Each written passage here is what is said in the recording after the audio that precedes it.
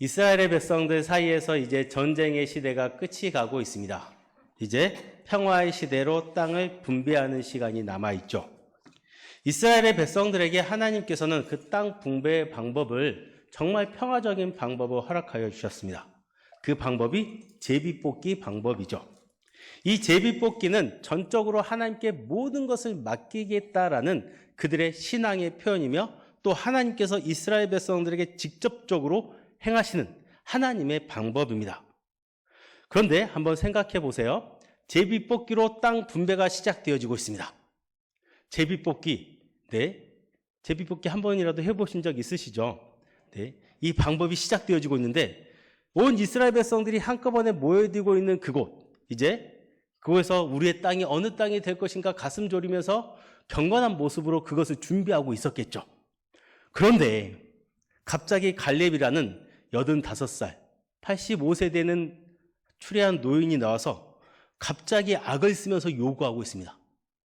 한번 이 장면을 한번 생각해 보세요. 우리가 지금 이렇게 예배를 드리려고 모든 것을 준비하고 있습니다. 갑자기 저 뒤에서 누가 악을 쓰면서 막 뛰어나오고 있다고 생각해 보세요. 85살의 노인분이 갑자기 뛰어나오고 있다고 생각해 보시기 바랍니다. 분위기가 어떻겠습니까? 우리는 성경을 통해서 이 갈렙의 이 오늘 우리가 성경을 보았던 이 장면이 경건스럽고 정말 대단하게 느껴질 수도 있겠지만 혹시 생각해 보면 그 장면이 그 사람을 눈총가게 만들고 그 사람을 정말 무한하게 만드는 그런 장면이었을 수도 있습니다. 갈렙이 왜 이런 무한과 사람들의 눈총을 받으면서 여호수아에게 요구하고 있었을까요? 그 요구가 6절에 나오고 있습니다. 우리 다 같이 6절 보도록 하겠습니다. 그때 유다 자손이 길갈에 있는 여호수아에게 나아오고 그니스 사람 여분네 아들 갈렙이 여호수아에게 말하되 여호와께서 가데스 바네아에서 나와 당신에게 대하여 하나님의 사람 모세에게 이르신 일을 당신이 아는 바라. 우리가 알듯이 갈렙은 여호수아와 정탐꾼 동기생입니다. 모세가 가나안 땅에 12명의 정탐꾼을 보내죠. 그 중에 여호수아와 갈렙이 있었습니다. 이 중에 10명은 그 땅을 악평했다라고 성경은 기록해 놓고 있죠. 근데 성경을 자세히 보시면요. 이들이 악평을 했지만 믿음으로 보고하지 않은 그들의 보고가 정말 객관적인 것을 우리는 알 수 있습니다. 하지만 하나님께서는 객관적으로 보고했던 그들의 그 보고를 악평이다라고 평가해 놓고 계시죠. 이들과 전혀 다른 사람 2명이 믿음으로 보고를 하고 있습니다. 그런데 이 믿음의 보고는 우리가 이 믿음의 보고를 정말 대단한 보고로 알고 있지만 그들의 보고는 객관적이지 않고 믿음에 의한 보고이죠. 그 믿음의 보고를 하나님은 기뻐하셨다는 사실을 기억하시기 바랍니다. 이 믿음의 보고를 했던 2명의 사람이 바로 여호수아와 갈렙입니다. 오직 여호수아와 갈렙만이 믿음으로 그 땅을 보고하고 있죠. 그 믿음의 결과 이스라엘의 그 많은 출애굽 인원들 중 오직 단 2사람만이 그 땅, 가나안 땅, 약속의 땅을 받게 됩니다. 모세도 결국에는 받지 못했던 바로 그 땅이죠. 오직 여호수아와 갈렙, 이 2사람만이 그 땅에 들어갈 수 있었습니다. 이때 하나님은 모세가 보는 앞에서 증인을 삼아서 갈렙에게 이 땅을 내게 주겠다라고 말씀하셨습니다. 그런데 이제 40년이라는 세월이 흘렀습니다. 지금까지 갈렙은 여호수아를 도와서 일관적이게 그 땅을 정복하는 그 정복의 역사를 수행해 왔습니다. 드디어 땅 분배의 시간이 다가왔습니다. 12지파가 모두 자신의 순서를 기다리고 있습니다. 그런데 느닷없이 유다 지파의 갈렙이라는 이 늙고 추리한 노인이 제일 먼저 불쑥 튀어나와서 요구하고 있죠. 우리 12절 다 같이 보도록 하겠습니다. 12절 그날에 여호와께서 말씀하신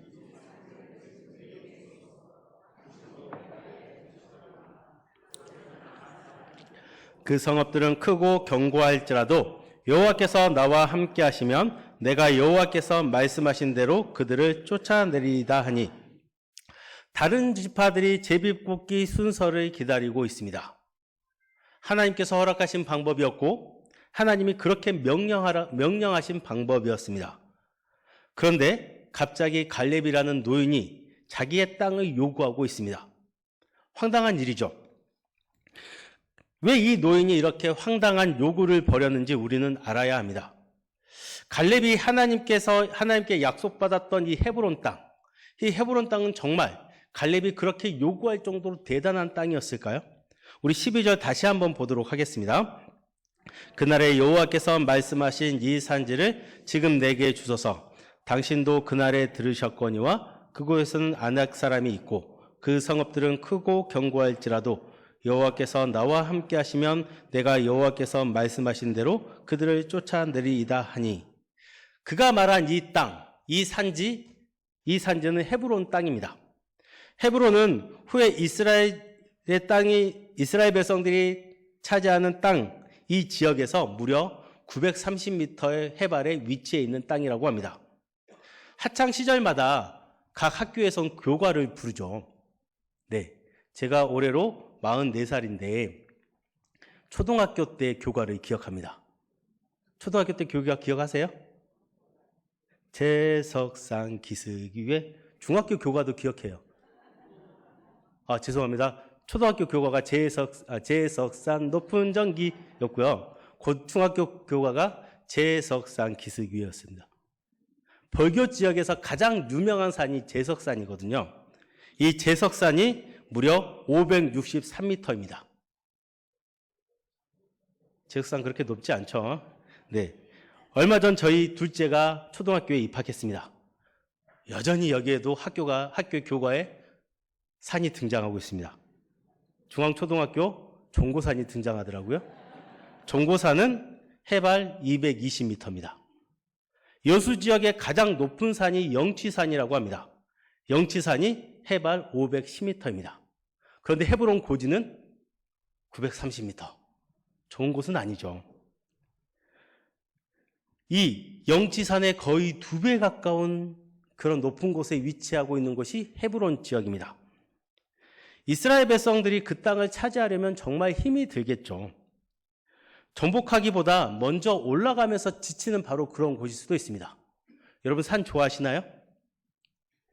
별로 안 좋아하셔요? 네. 제가 고등학교 때 백운산을 올라간 적이 있어요. 광양 백운산? 백운산 높이가 얼마인지 기억은 잘 안 나는데 올라갈 때 한 4시간, 3시간, 4시간 올라갔습니다. 그때는 체력이 정말 좋았죠. 그리고 몸도 생각하지 않고 무작정 올라갔던 것 같아요. 그렇게 높은 곳을 올라가다 보니까 저는 제일 먼저 아래서부터 거의 뜀박질하면서 올라갔는데도 불구하고 저희 누나나 아니면 저희 형 같은 경우는 중간에 퍼졌거든요. 저는 꼭대기까지 그냥 올라갔습니다. 그런데 마지막에 도착할 때는 거의 10분 만에 내려온 적도 있습니다. 여러분, 산이라는 곳은요, 올라가기에 매우 높습니다. 그렇죠? 그리고 가기에 매우 힘이 듭니다. 그것을 정복하려 하면 또 얼마나 힘이 들까요? 제가 대학교 때 알바를 했었는데요. 알바할 때 가장 최고의 대우를 주면서 가장 높은 시급을 주는 알바가 무엇인지 아세요? 그 당시에 산 중턱이나 산 꼭대기에 운동공원, 일명 산스장이라고 하죠. 예, 여러 가지 기구들을 만들어 놓는 그런 때가 있었습니다. 이것을 아래에서 지고 올라가는 이 일이 정말 힘이 들고 정말 꿀알바였어요. 한 번 하면 2, 3일 알아놓긴 하지만 거의 우리 어르신들의 한 달 월급 정도를 줬거든요. 네, 100만 원이 넘게 받은 지역이 있습니다. 정말 대단하죠. 저 했어요. 그때도 그렇고 지금도 체력이 참 좋았다고 생각하는데, 여러분, 전쟁을 하기 위해서는 무기를 들고 가야 되죠. 그 땅을 차지하기 위해서는 정말 많은 것들을 짊어지고 가야 합니다. 심지어 내가 먹을 것도 가지고 가야 합니다. 얼마 동안 차지할지 우리는 알 수 없으니까 많은 것들을 짊어지고 갈 수밖에 없어요. 그런데 그 높은 고지의 땅을 지금 갈렙이 요구하고 있습니다. 높은 고지일수록 사람이 살기에는 그렇게 좋은 곳은 절대 아닙니다. 물도 부족하고 식량도 좋지 못하죠. 이왕이면 좋은 평지를 달라고 하지, 자원이 풍족한 곳을 달라고 하지, 그렇게 좋은 곳, 그렇게 갈렙이 모든 민망한 상황의 무릅쓰고 그 땅을 달라라고 담대히 얘기할 수 있을 만한 그런 좋은 땅은 절대 아닙니다. 또 그 땅에는 보통 사람이 살고 있지 않죠. 그 땅에는 아낙 사람이 살고 있다라고 성경은 기록하고 있습니다. 아낙 사람은 15절에 기록된 대로 가장 큰 사람들입니다. 거기에는 성경의 역대 종족들 중 가장 전투력이 강한 거인족들이 살고 있는 땅입니다. 그런데 그뿐만이 아니죠. 그 성읍들은 크고 견고하다라고 얘기하고 있습니다. 그런데 이 땅을 80살도 넘게 먹은 이 노인이 그 땅을 달라고 당당하게 요청하고 있습니다. 좋은 땅을 달라고 하면 어느 정도 이해를 하겠는데 그 좋은 땅이 아니죠. 또 갈렙이 이 땅을 약속받았지만 이 약속받은 지 무려 40년이 흐른 후입니다. 모른 척하고 제비뽑기에 동참한다면 더욱더 좋은 땅을 받을 수도 있는 그런 위치의 사람이죠. 그런데 유다 지파도 아니면서 유다 지파의 제일 대표로 나가서 그 산지를 요청하고 있습니다. 성경에서 보시면 오늘 우리가 6절에서 보았듯이 갈렙은 유다 사람이 아닙니다. 이스라엘 백성이 아니죠. 그니스 사람입니다. 이방 백성입니다. 이 이방 백성이 유다 지파의 대표로 나타나서 갑자기 땅을 요구하고 있습니다. 우리는 이 말씀을 읽으면서 또 오늘 설교 말씀 제목이 무엇인지 다 아시죠? 네, 주보를 한번 펴보세요. 네, 이 산지를 내게 주소서. 네, 제가 이 말씀을 준비할 때 대충 박 목사님이 어떤 말씀을 준비하겠다라고 대충 아시겠죠?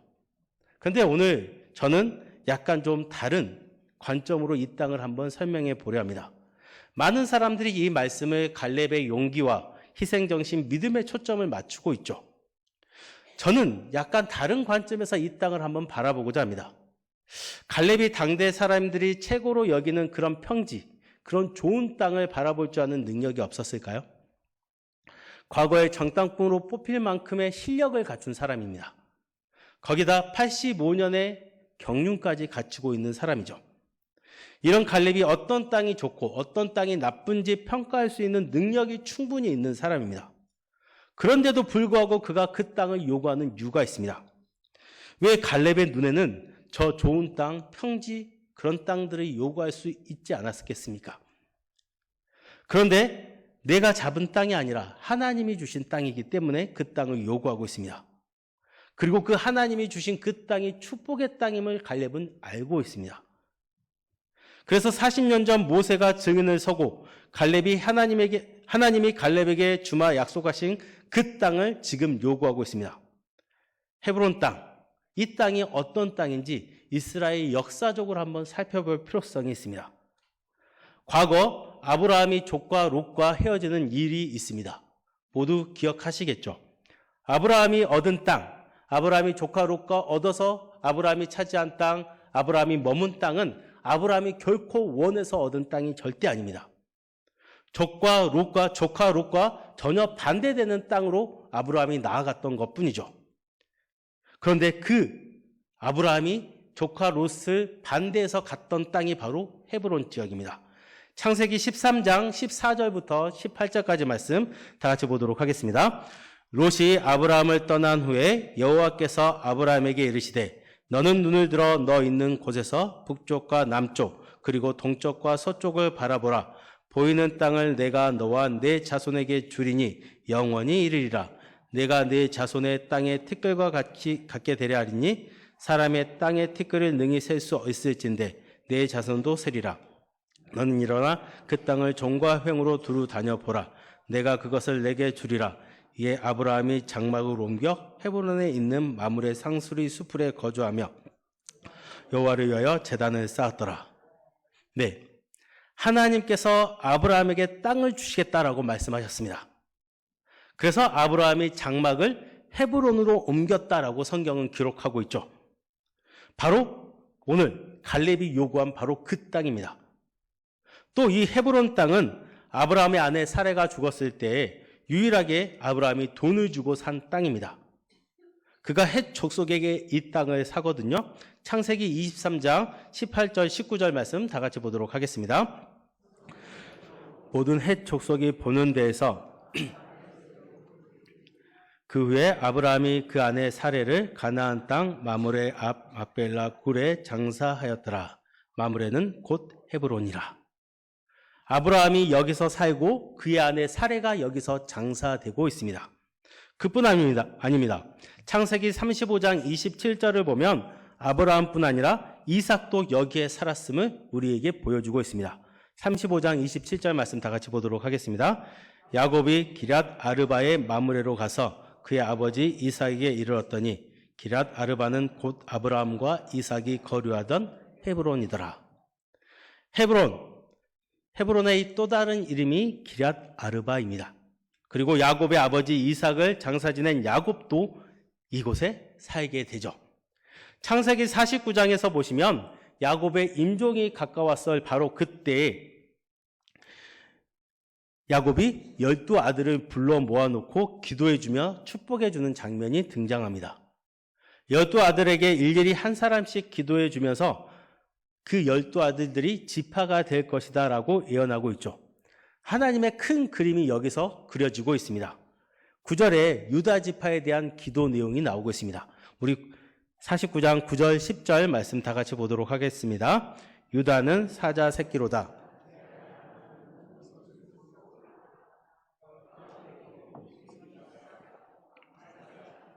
누가 그를 범할 수 있으랴. 통치자의 지팡이가 그 밭 사이에서 떠나지 아니하기를 실로가 오시기까지 이르리니 그에게 모든 백성이 복종하리로다. 유다가 바로 사자 새끼라라고 기록하고 있습니다. 그런데 오늘 우리가 보았던 이 갈렙의 이름의 뜻이 무엇일까요? 눈치 빠르신 분들은 대충 짐작하셨을 거예요. 갈렙의 이름이 사자 새끼라는 뜻을 가지고 있습니다. 그리고 이 사자 새끼 지파의 대표로 사자 새끼가 나와서 그 땅을 요구하고 있죠. 사람들의 눈총이 있을 수밖에 없습니다. 그런데 실로가 오시기까지 그 땅에 이를 것이다 라는 이 약속의 말씀이 있었습니다. 실로가 오시기까지 이르리니 그에게 모든 백성이 복종하리로다. 여러분, 실로가 누구인지 아시겠죠? 모든 백성이 그에게 복종한다. 바로 우리 예수 그리스도를 가리키고 있습니다. 실로는 이 땅에 오실 예수 그리스도를 의미하고 있습니다. 그리스도가 유다 지파를 통해서 이 땅에 오실 것을 예언하고 있는 말씀이죠. 아브라함과 이삭과 야곱까지 이 땅에 집착했고 그 땅에서 살았습니다. 바로 유다 지파의 조상들이 바로 이 땅에 살았죠. 갈렙이 이 땅을 요구한 이유는 단순히 그 땅을 하나님께서 약속하셨기 때문만은 절대 아닙니다. 그 땅에 또 자신들의 조상들이 살았던 그 삶의 터전이었기 때문도 절대 아닙니다. 바로 유다 지파를 통해서 그 땅에 예수 그리스도가 임할 것을 약속받은 그 땅이었기 때문입니다. 물론 갈렙은 믿음이 좋습니다. 그런데 단지 믿음이 좋아서 희생정신이 좋아서 다른 지파들은 다 가기 싫어하는 그 산지를 달라고 요구한 것은 절대 아닙니다. 그의 요구는 놀랍게도 나는 지금 예수 그리스도가 필요합니다 라는 믿음의 고백과 같은 의미라고 할 수 있습니다. 구속사적인 집착과 신앙의 고백이 이 산지를 내게 주소서라는 이 고백에 포함되어 있는 거죠. 이러한 신앙 고백이 헤브론 산지를 요구하는 갈렙의 이 당당한 이 외침 속에 포함되어져 있습니다.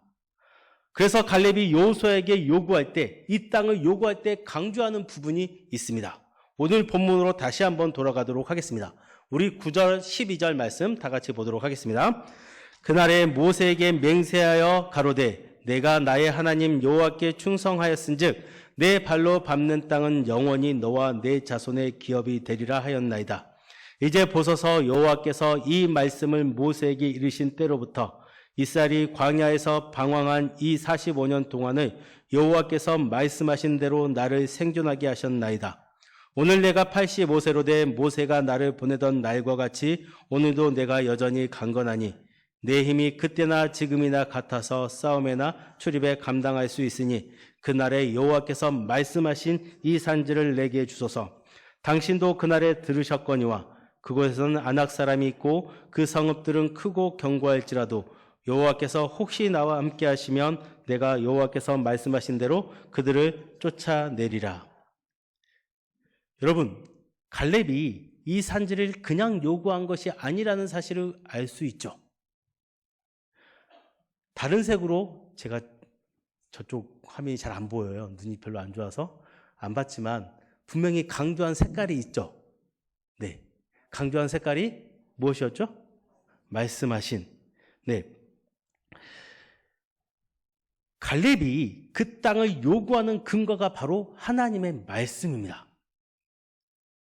그리고 예수 그리스도께서 선지자들의 예언대로 말씀대로 이 땅에 오셨습니다. 그리고 말씀대로 십자가에 죽으셨습니다. 그리고 말씀대로 다시 부활하셨습니다. 일관되게 말씀대로 모든 것들이 이루어졌습니다. 이것이 갈렙이 붙잡았던 유일한 근거이죠. 지금 갈렙의 나이는 85살, 85세입니다. 아직 갈렙은 청춘이죠.